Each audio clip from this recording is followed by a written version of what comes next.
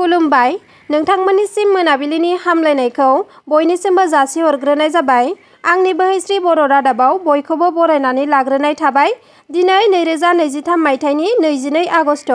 नोंथांमोननि थाखाय गोदान भिडिअ लाबोबावबाय। अन्नानै भिडिअखौ जोबजासे नायलांदो। सनितपुर जिल्लानि तेजपुरनि सिङाव थानाय कछारीगाव ओनसोलाव हेल्थ सेन्टारनि सासे डक्टरखौ थैनाय थासारियाव बोखांनो हादों। बिथाङा निसामारि साब हेल्थ सेन्टाराव खामानि मावोमोन। थैनाय डक्टरनि मुङा जाबाय डक्टर रुन प्रजापति। राजस्थान रायजोनि थागिबि डक्टर रुन प्रजापतिया गावनि नखरनि मानसिफोरजों तेजपुराव थायोमोन। डक्टर बिथांजोखौ गावनि जिउखौ गावनो फोजोबना लानायनि सन्देह खालामनाय जादों। दा बे जाथायनि सायाव नायबिजिरनाया सोलिगासिनो दं। कक्राझार डिस्ट्रिक्टनि सिङाव थानाय कालीपुख्रि एरियानि सागर बसुमतारी मुंनि सासे ओइचएस फार्स्ट इयाराव फरायबाय थानाय फरायसाया सालाकाटिनि ट्रेन स्टेशनाव लाइन शट जाना दुखुनांथावै गोब्राबै जाब्रबथाय जायो। बिथांखौ दा बङाइगावनि लवार आसाम हस्पिटालाव फाहामथायनि थाखाय थिसननाय जाबाय। बिफाया फोरमायनाय बादिब्ला आलासि दोनलांनो थांफादोंमोन स्टेशनसिम। बेयावनो सेलफि लानो रेलिंआव गाखोदोंमोन। गाखोनाय समाव लाइन थारखौ नायसननो रोङियाव खर'आ लाइन थाराव नांहैना शट जाना गाहायाव गोग्लैबोयो आरो गोब्राब जोखोम जायो। दा बिथांखौ फाहामथाय होनो थाखाय रांनि आंखाल जानायलाय बिफाया रायजो राजाफोरनाव अनसुंथाइ बिदों। बे स्क्रिनाव होनाय एकाउन्ट नाम्बाराव नोंथांमोना जि हायो अनसुंथाइखौ हरनो हागोन। नोंथांमोननि अननायजों जाहाथे सागर बसुमतारी बिथाङा मोजाङै मोजां हामना न'आव फैफिनो। सेंग्रा सिख्ला मोजां मोनलायनायाव गोबां जाथाय जानायखौ नुनो मोनो। थिग बिदिनो मोनसे जायगायावबो जाथाय जादों। देहानि सोमोन्दो लाखिनो हायैनि थाखाय गावनि मोजां मोननाय सिख्लाखौ स्क्रु ड्राइभारजों इनायै गाग्लोबदों। गुरुग्रामाव सासे सेंग्राया गावजों जमा थाफानाय मोजां मोननाय सिख्लाखौ गावजों देहानि सोमोन्दो लाखिनो हायैनि थाखाय स्क्रु ड्राइभारजों गाग्लोबनानै गोब्राब जोखोम खालामदों। बेनि उनाव जोखोम खालामजानाय सिख्लाया सेंग्रानि सायाव पुलिसनो केस होयो आरो केस होनायलाय दायो सेंग्राया पुलिसजों एरेस्ट खालामजाबाय। हमजानाय दुथां सेंग्रानि मुङा जादों शिवम कुमार, उत्तर प्रदेश रायजोनि थागिबि। बिनि मोजां मोननाय जिएबआ 28 बोसोर बैसोनिमोन। दायो बिथांजोखौ हस्पिटालाव फाहामथाय होगासिनो दं। बर' सानै फलाना गावसोरखौनो हाग्रा बिफाननो गथायदों। चिरां जिल्लायाव भारत भुटान सिमनानि मालिबिटा ओनसोलनि बुलिचरन नार्जारिनि फिसाज्ला आलु नार्जारि आरो अबुन नार्जारिनि फिसाज्ला मनेस्वर बसुमतारी मोनहा हाग्रा बिफाननो गावसोरखौनो गथायो। निसिमा दालाइसा एबसुनि नाजानायाव मैया मोनाबिलिनि समाव रुनिकाटा हाग्रा रेन्ज मावख' चिरांनि डिएफअ ब्रह्मानन्द पाटेरिया फोरमायोदि मोनसे सास्नि सिखारि हानजानि गेजेराव सानैखौ हमनो हानायनि उनाव फिन थांनाय मोनाबिलियाव सानै फलाना गावसोरखौ गथायफैयो आरो हाग्रा बिफाना माखासे थाबावनाय फलानफोरखौ गावसोरखौ गथायनो खावलायो। ओरैहाय निसिमा दालाइसा एबसुनिफ्रायबो फोरमायोदि समाज आरो आयेन बेरेखा हाबा मावनायाव जेब्लायबो होबथाबोदों। बेनिखायनो फलान आलु आरो मनेस्वर मोनखौबो ओनसोलनि रायजो राजाफोरजों सावरायना बिथांमोनखौ लिंहरना लाबोना हाग्रा बिफाननिसिम रनिकाटा रेन्ज मावख'आव गथायफैयो आरो निसिमा दालाइ एबसु आफादा हाग्रा बिफानखौ खावलायोदि गावसोरखौ गथायफैनाय सानै फलानखौ पुलिसनो गथायनो मोननाय नङा। मानोना बावैसो सान सिगां नबेस्वर बसुमतारीखौ पुलिसआ गावथारनाय बादि दा खालामथों। एनडिएफबि आरो सामफ्रामारि बिथांमोनहा खौसे जाना गोख्रों सिग्रोमना ड्राग्स लाग्रा आरो ड्राग्स फालांगिरिखौ हमनायनि थाखाय बिथां सामफ्रामारिखौ कक्राझारनि एसपिआ मानो हमखो, सोरनि थिननायाव हमखो होनना बुंदोंमोन। बेनि सायाव सामफ्रामारि बिथाङा मा फोरमायखो भिडिअनि गेजेरजों नोंथांमोनहा नायलांदो। कक्राझार डिस्ट्रिक्टआव हाबनाय लोगो लोगो दिनै सासे एसपिनिफ्राय आङो मोनसे खोथा खोनानो मोनदों जे बे मानसिखौ सोर नोंसोरो हमनो थाखाय अर्डार होआ, बे कुइसन फैदों। दिनै बियो सोर, एसपिआ सोर, एसपिआ बेवहाय मानि थाखाय थाफैदों? जों पाब्लिकनि थाखाय थाफैयाखैबा बे एसपिखौ गाबोननि गेजेराव दिनै जोङो आं खावलायो जोंनि बिटिआर सरकारनि चिफ सार आरो बेजों लोगोसे फेरेंगा सार आरो गोबां लिडारफोर दङ। आं बिसोरखौ खावलायदों बे एसपिआ दिनै मानि थाखाय बे बाथ्राखौ दिनै बुंनो हादों। साबा गथ'फोरखौ जों हमदों, सिख्लाफोर 3 आरो सेंग्राफोर 2 आरो बेखौ हमखांनायनि उनाव नोंसोरनो बे बुस्थुखौ सोर होफैयो बेखौ जोङो सेबनानै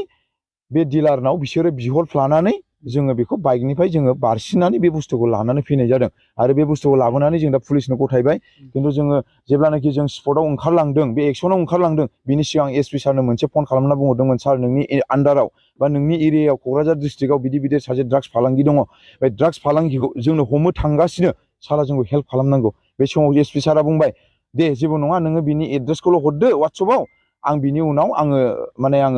मा मावनांगौ आं दं जेब्लानाखि बेखौ आङो 6:16 आङो हरदों आरो जेब्लानाखि जोङो बे मानसिखौ लाबोयो लाबोखांनायनि उनाव 8टा बेसेबांबा टाइमाव आं एसपि सारनो फन खालामनायाव एसपि सारा मोनसे खोथा बुंदों नोंसोरखौ सोर थोना आंनि रेकर्डिं आंनि बिसिनाव कल खालामनाय आरो बिनो वाट्सएपआव आं हरनाय बेसेबां टाइमाव आं हरदोंमोन बेखौहाय आं दिन्थिजोबगोन मबाइलाव आरो एसपि सारजों आं बेखौ आं कुइसन खालामहैगोन आरो एसपि सारा जुदि माबा मोनसे बुङोबा बिनि दायथ'खौ चिफ सारमोना दायथ' लानांगौ आरो बे दायथ'खौ जुदि लायाब्ला जोङो सानगोन जोंनि बर' लिडारफ्रा जोंनि बर'खौ खोमानो थांगासिनो आरो बे खामानिखौ जुदि मावोब्ला जोंनि लोब लोब रायजोफ्रा चिफ सारमोनखौ बा जोंनि दानि बिटिआर सक्तिनि लिडारफोरखौ जों सिलुट होगोन आरो बाख्नायगोन आरो रायजो राजाफ्रा सारमोनजोंनो दङ होननानै आं सानो आरो गोसोआवहाय जोङो बेखौ फुटकिबारि क'क्राझार डिस्ट्रिक्ट ओरै माने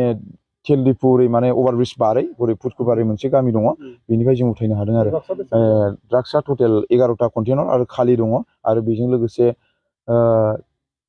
थेमाफोरबो दंबावोमोन खिन्थु बियो माखासेखौ गाहरदों खम'गियाबो बेनावहाय बिहरनाया 25टामोन ओमफ्राय हमनायाव बारसिन बुरसिन जानायाव माने बियो पकेटनिफ्राय गारहरदों माइबारियाव खिन्थु नागिरबाबो मोनाखिसै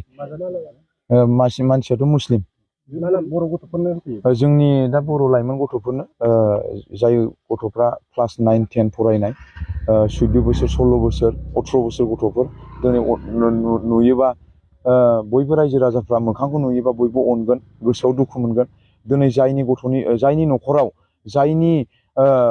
न'खराव बिदि घटनाया जादों जायनि फिसाया दिनै माबा मोनसे लामायाव आवगायलांदों जायनि न'खराव जाजादों बिसोरसो बुजियो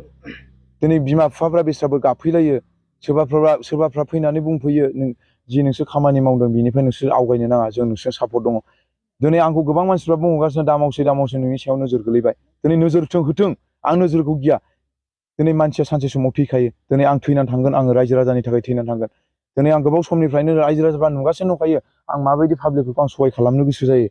दिनै आंनि न'आवबो एफाराबनि अबस्थानि आं मानसि नङा अब्लाबो आंनि जि सिगां 14-15 बोसोराव आं माबायदि अबस्थामोन दिनै बे अबस्थायाव आं मानि थाखाय फैदों बिसोर गासैबो इसोरनि अननाय बिनि थाखायनो आं माखासेखौ गोसोआव साननानै आं गोबां रायजो राजाफोरखौ अनसायनो लुबैयो आरो आंनि बे इयुन जेनेरेसन लेभेलनि उन्दै गथ'फोरखौ आं मोजां लामायाव थांजानो लुबैयो बेनो आरो मास मोननै बायदि जाबाय सिगांनिफ्रायनो बिदिनो आंनि सेंग्राफ्रा हमबाय थायोमोन खिन्थु आं मिडिया प्लेस आरो माखासे बुस्थु आं खालामनाय जायामोन अब्लाबो आं बाराद्रायनिफ्राय बारा नुनानै दिनै आङो बे खामानिखौ आं ओंखारनो गोनां जाबाय दिनै आंनो स्पटआव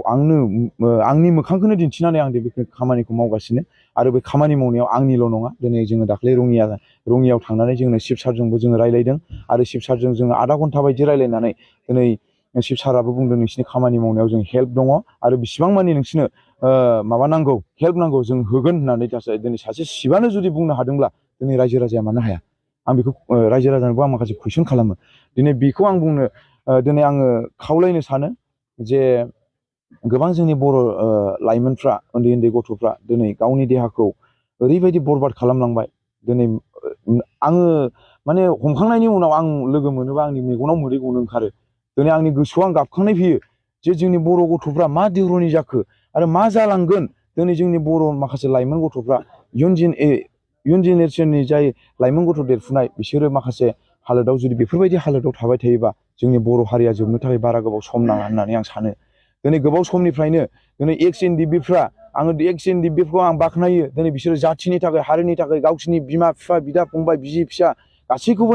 नागारनानै दिनै हाग्रा बंग्रा गावनि जिउखौ बावनानै दिनै खामानि मावनानै दिनै मोजां सुक्तियाव दिनै फैनानै आरो बेयावबो दिनै ड्राग्सनि बेलायाव दिनै जोंनि बर'खौ जुदि खोमानो लांनो सानोबा बिनि गोरोन्थिया सोरनि जागोन जोंनि बर'फोरनि जागोन दिनै बेखौ आं खावलायनो सानो जों बयबो स्ट्रं जा दिनै आङो दाख्लै मास मोननैनि गेजेरनिफ्राय आङो खामानिखौ मावनायाव आं गोबां डिलारफोरखौ आं हमबाय दिनै बङाइगावआव दिनै एसपि डिएसपि पुलिस प्रसासननि आउटपस्टनि आरो दिनै बङाइगावनि गासैबो डिपार्टमेन्टनिफ्राय आङो सापर्ट दङ दिनै क'क्राझार डिस्ट्रिक्टआव आं हाबनाय लोगो लोगो दिनै सासे एसपिनिफ्राय आङो मोनसे खोथा खोनानो मोनदों जे बे मानसिखौ सोर नोंसोरो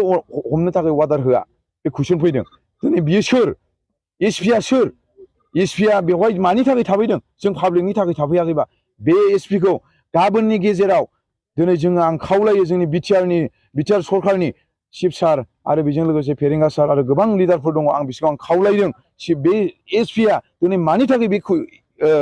बाथ्राखौ दिनै बुंनो हादों बिनि एन्सारखौ जोंनो रायजो राजा आंनि नोंथांमोना आंनि भिडिअखौ जोबजासे नायलांनायनि थाखाय रोजा रोजा साबायखर थाबाय आरो नोंथांमोना जुदि आंनि भिडिअखौ नायनानै मोजां मोनोब्ला लाइक शेयार साबस्क्राइब खालामनानै हो जाहाथे आं गोदान भिडिअनि आपडेट लाबोनो थुलुंगा मोनो। एसेनोसै, गोजोन्थों।